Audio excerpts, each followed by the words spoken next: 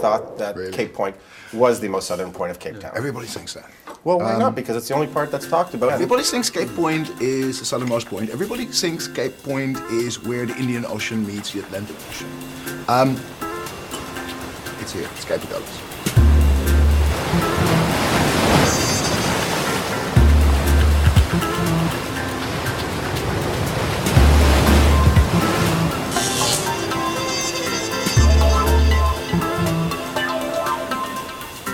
Wayne, you're the new kid on the block here in South Africa, and we've been to all the South African greats, Parel, Franschhoek, Stellenbosch, Constantia. Exactly where are we right now? We're on the southern tip of Africa, the most southern tip of Cape Agulhas. The two oceans come together, the Atlantic and the Indian Ocean, and this is about as south as you can go.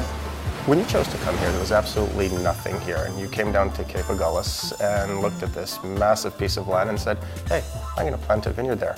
Why did you do that? What did you see that nobody else saw?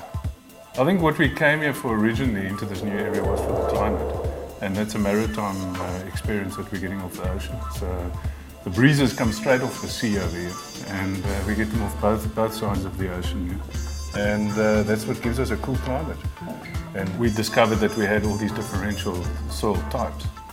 So we felt that that was the real distinctive difference that we could get from any other area.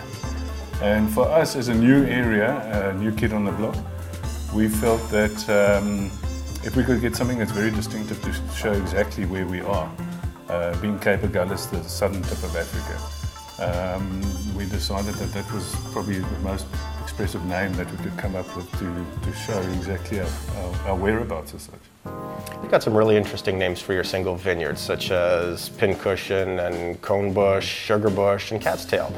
How'd you come up with those names? Those are names of indigenous flowers found specifically in the Cape Floral Kingdom, which is very rich in this area. It's one of the world's floral kingdoms, and it was important for us to, seeing that we're surrounded by these, by the fynbos as it's known, is to use it as an educational tool in a sense and just to identify with the area. I think one of the most impressive things that can't be overlooked about your wines is that at such a young age, they are doing so well on a competitive level.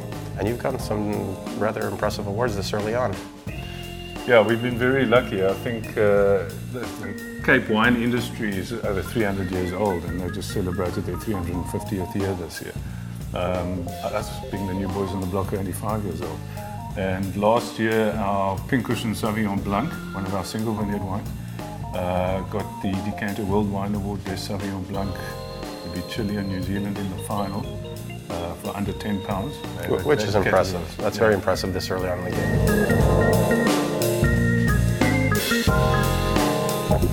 One thing that no matter where I went and what winery I went to, every time we would say where we're going next, the answer was very simple. Oh, you're gonna love that place. Just everybody is helping everyone else. Everyone is complimenting everyone else. Everyone is just. It was unbelievable. It doesn't feel like there's any rivalry down here. It just feels like that everyone's learning from each other and growing. And of course, I mentioned one winemaker's name, and I was, oh, I know him, or I know her. She's great. He's great, and it's just the most incredible feeling down here. And spoken to a lot of people also who come down to South Africa and said, I came down here 10 years ago, 20 years ago, and I just fell in love, never left. And I get it. I get it because, of course, this isn't the South Africa I was expecting to come to. It's a very balanced country, and it is a country with an enormous future. There is not one single country in the world that is really, truly a multicultural country.